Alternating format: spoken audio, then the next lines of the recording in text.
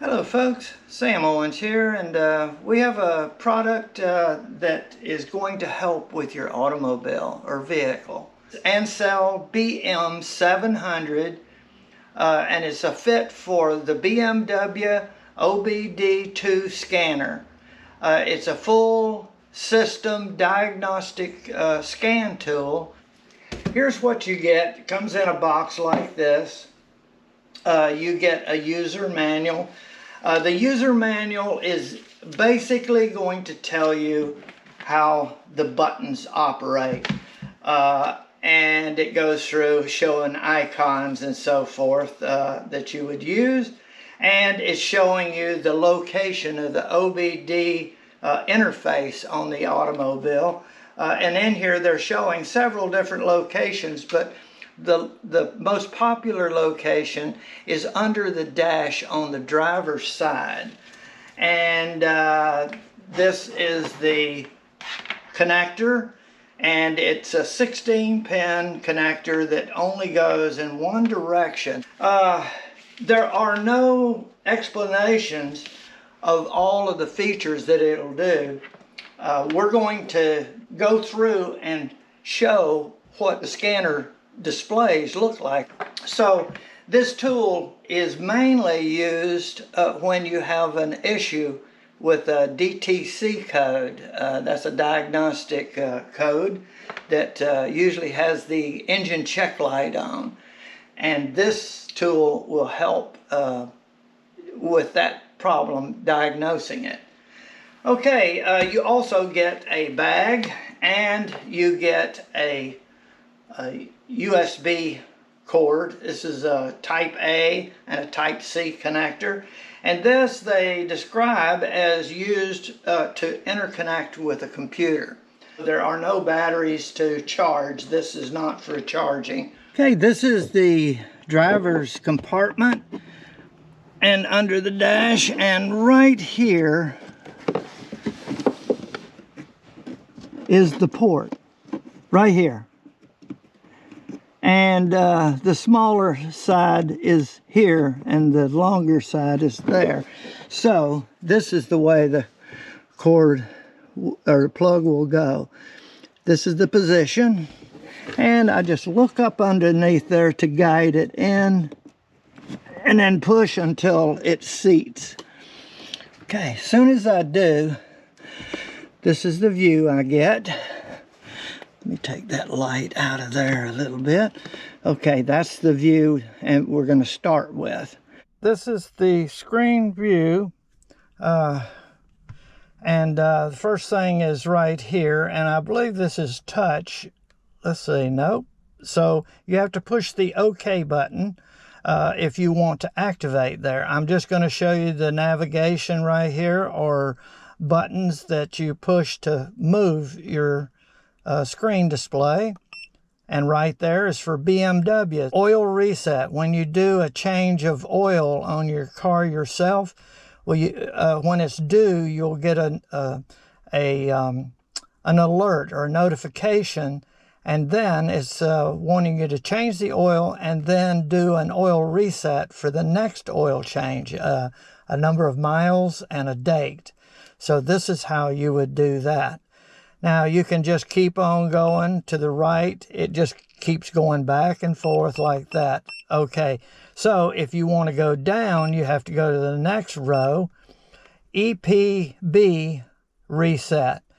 Okay, it looks like that's something to do with the wheels. Let's just go ahead and do OK, and we can look at it. Information: if the ignition switch is on, turn it off and then wait 10 seconds and then turn the ignition switch back on. After completing the operation, press any key to continue. Okay, I'm just going to go ahead and go OK. And there it is, DSC, Dynamic Stability Control, EPB Parking Brake. Okay, that's what that stands for. And let's go down to the brake right there, and let's go ahead and do OK. It's communicating, and it says please wait.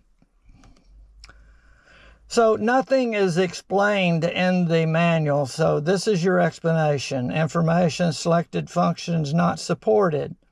Note, when the test function is abnormal, please use the feedback tool setup. So you get information here, and we're going to go up to the next one, the dynamic stability control, and see what information we get. We're just exploring the displays and what's available. We don't have any issues in the car. The selected function is not supported. Okay, we're just going to go okay. And now to get out of it, the escape will take us out anytime we want to get back to this main menu. All right, I'm going to hit the escape to get out of this. And now I'm going over to oil reset to look at that. That would be something we could all use. Okay, and now I'm just going to go okay, it's communicating. And I did it that way. The CBS reset program returns selected scope to 100%. The service counter of the reset is incremented by 1. Okay. It won't let you change the oil reset unless you have a notification that service is required. So some of these you need service requirement for it to be done. I'm going to crank the vehicle up and see just what we get with it running. Let's try it up here. Shazone.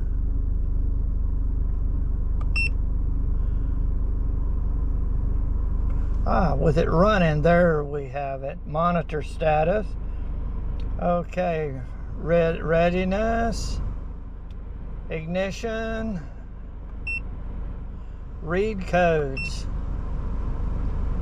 See, there's some codes in there. Let's see what that is. Has no faults. Okay. And there's the erase. And IM readiness. Let's see what that is. Okay, let's see what that is. It's DC. See this drive cycle. And there you go. See, with the motor running, it can give you all kinds of information. Looks like there's 10 of them. And 6 through 10 are right there.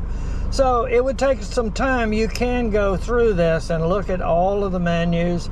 And some are with the engine running, and you get some information without. Okay, and now I'm going to go one more, and let's see what this next one is.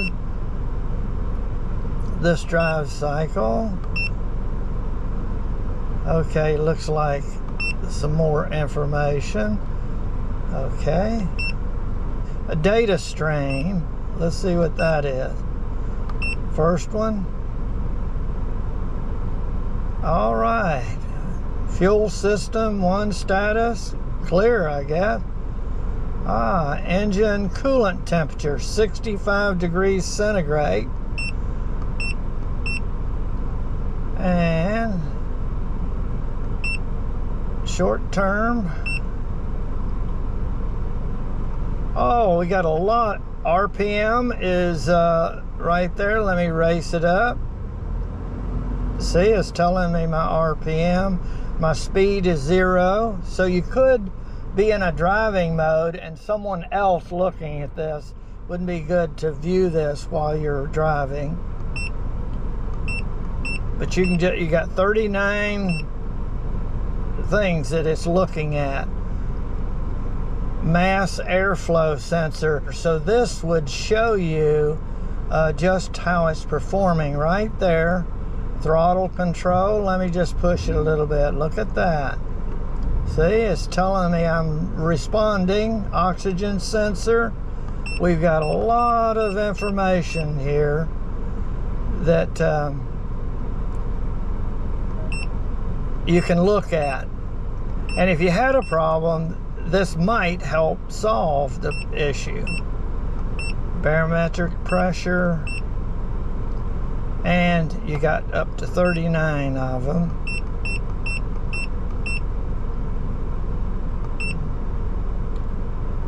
temperature. Okay. Type of fuel, currently gas, obviously. Engine oil temperature, 55 degrees centigrade. Okay, and that should go up as the engine is running, 57.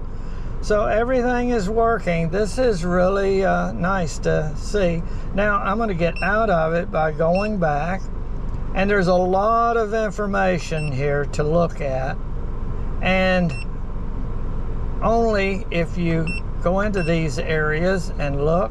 The evaporator system, leak test. This will help you to find that. Let's see. This is a closed system, like from the gas cap. Everything is the fumes from the gas tank are recycled back to the input of the engine so that they don't go out into the environment. And if you have a leak, this is where you could use this to test. Let's see the next one.